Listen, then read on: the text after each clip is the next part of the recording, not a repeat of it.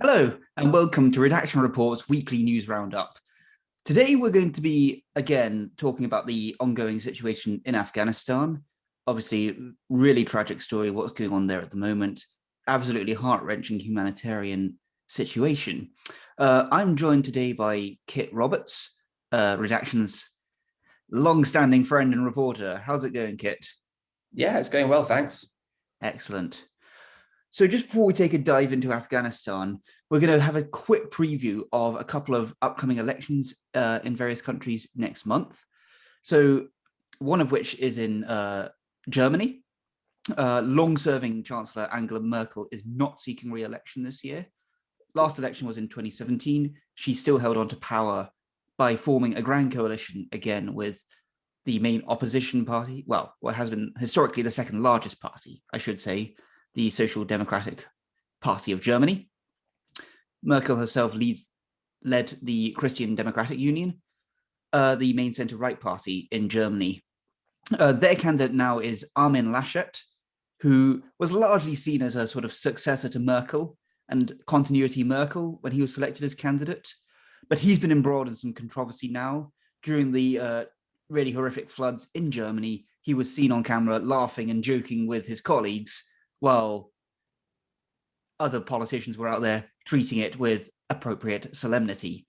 So his personal popularity has been taking a tank. At the same time, the chancellor candidate for the Social Democratic Party, Olaf Scholz, who is widely seen as very popular, seen as a competent manager, was popular as mayor of Hamburg, is now surging in the polls.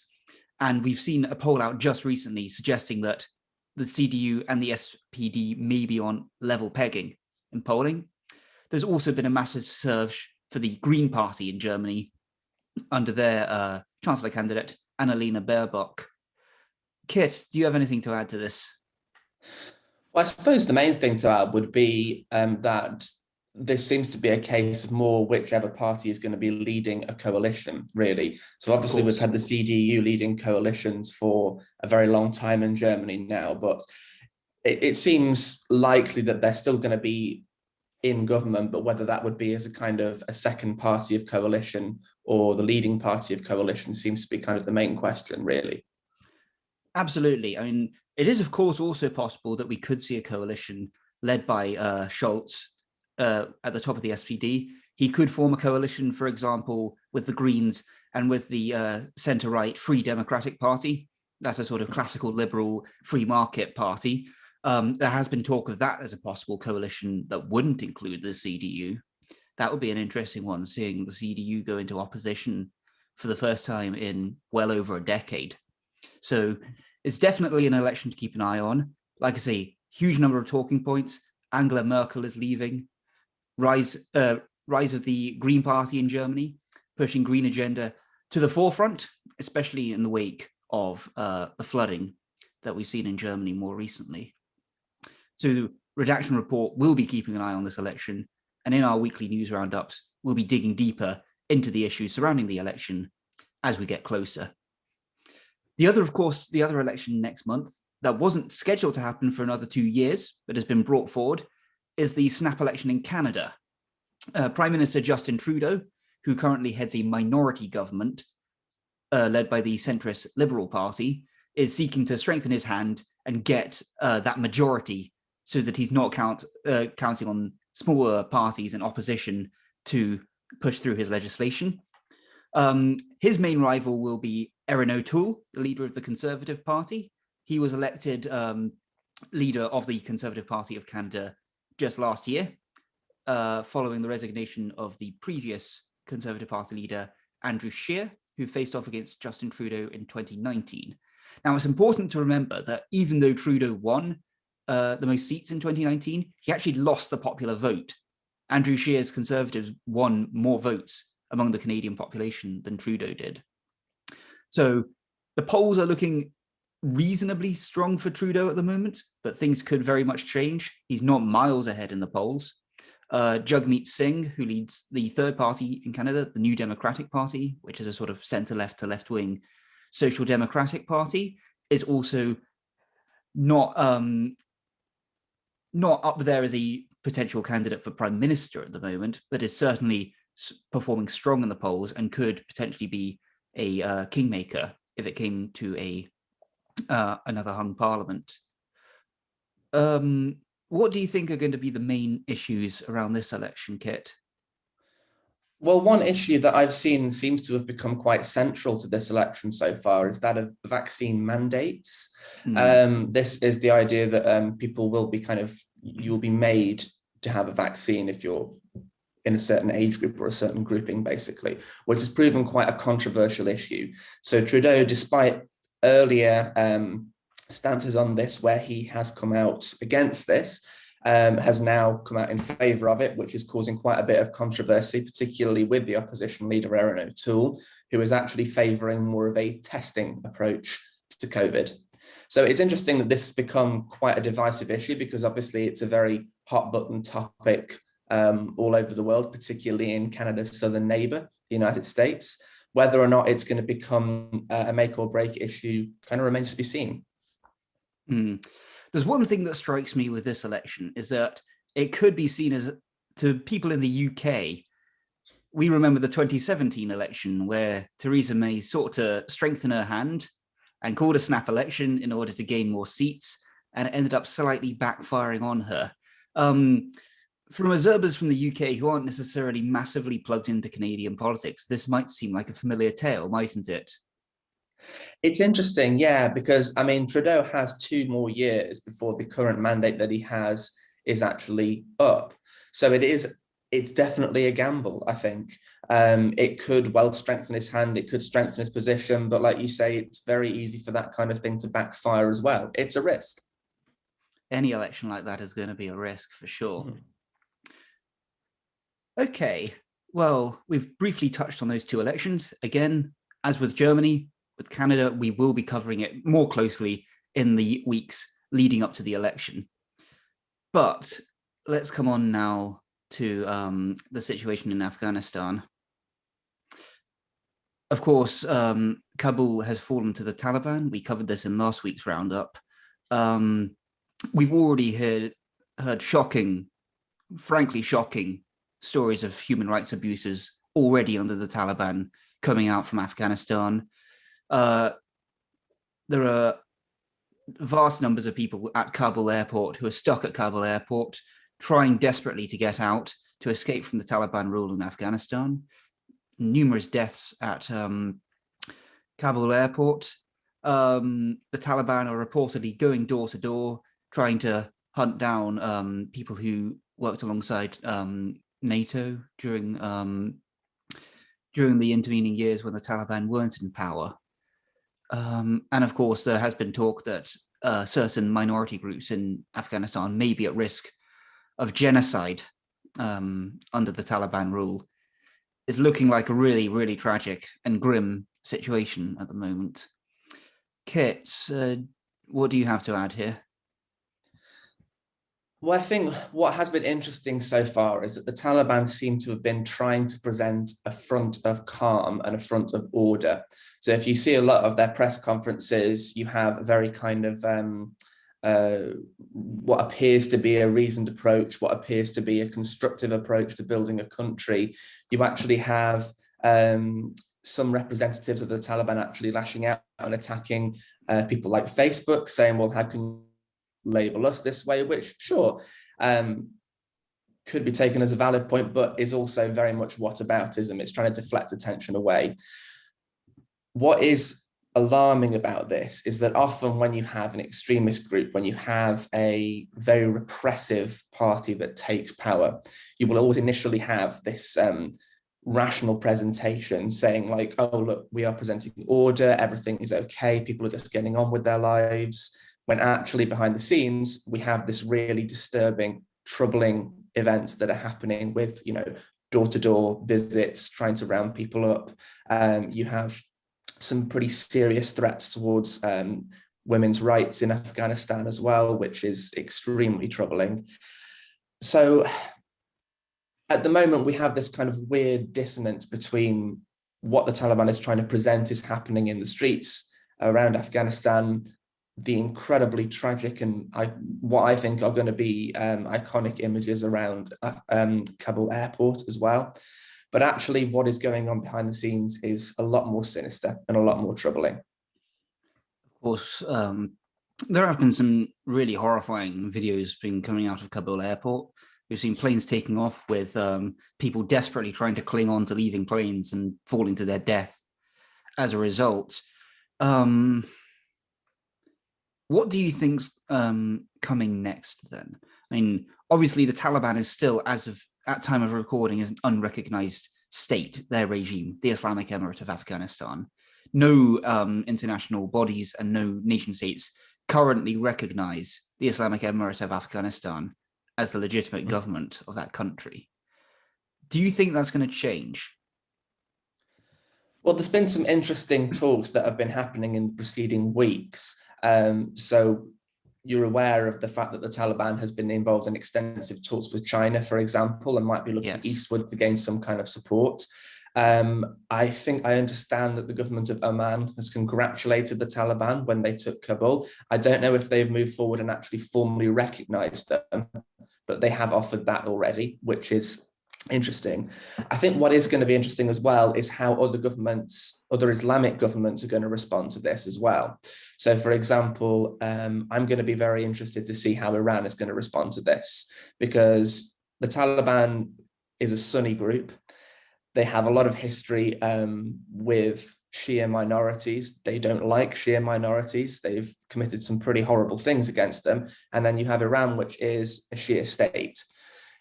This could complicate things a lot. It's going to be interesting to see how they actually respond to that. It's also, I think, about who the Taliban might choose to align themselves with. They might look to China for support. They might look to Russia for support.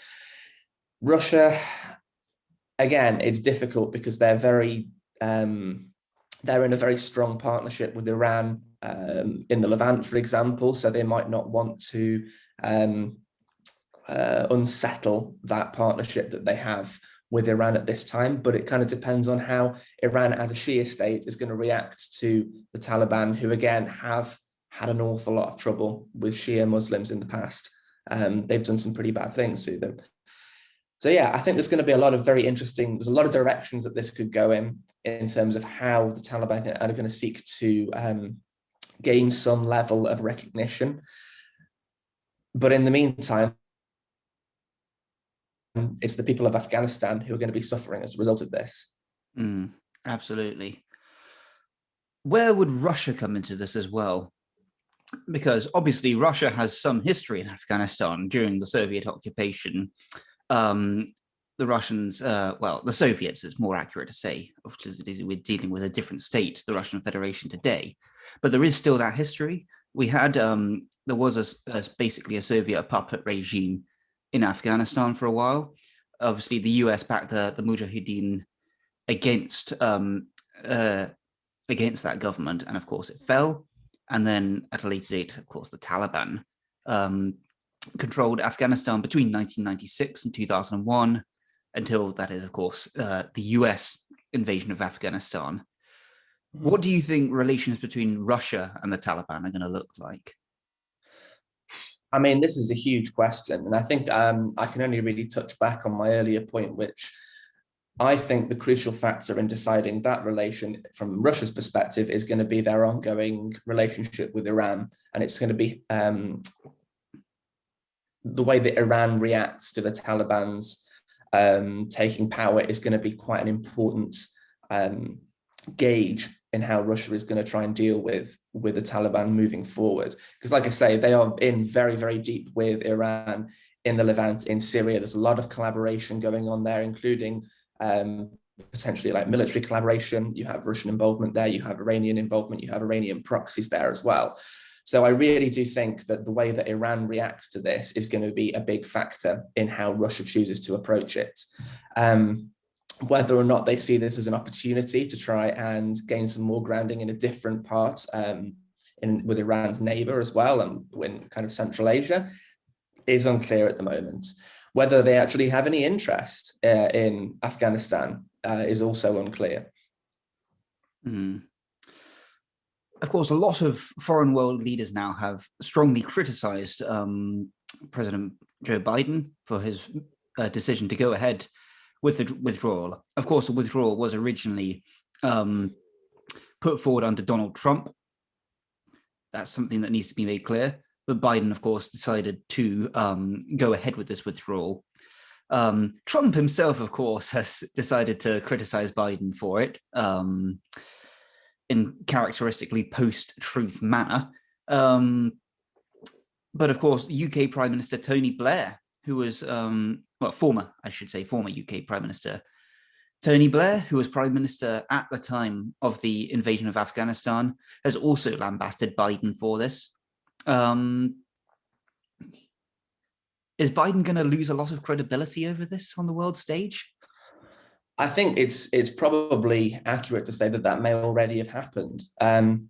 There's been some very interesting and very mixed responses. I've seen accounts of US veterans in Afghanistan who have some very mixed feelings about this. On the one hand, they might say that we need to get the troops out of there because why would we be there in the first place? We don't want to be putting ourselves at that much risk, and war is horrific for everyone involved, right? It's important to remember that veterans from the international coalition have also been horribly affected by this too.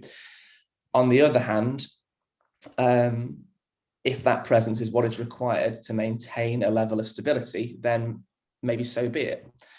So there's a lot of ambivalence that I've noticed, I think, from the veteran community as well. Definitely a lot of ambivalence, not really quite sure how to feel about it, some strong feelings on either side.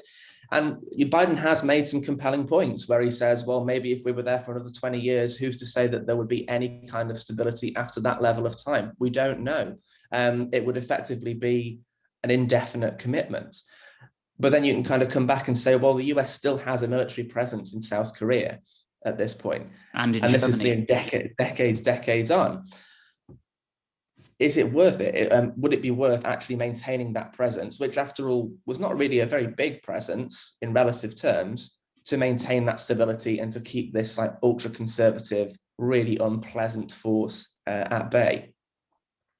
But the problem is, would the country be in any position to actually build a state with that military presence there? And when you have a military presence in a country, it becomes increasingly difficult to try and build some kind of reliable, self-sufficient state, simply because you are reliant on that international military presence to maintain that level of stability, because you have such a strong force kind of banging at the door basically this whole time. And I think the fact that the Taliban has taken things so very, very quickly is testament to just how necessary that military presence was just to maintain the Afghan government.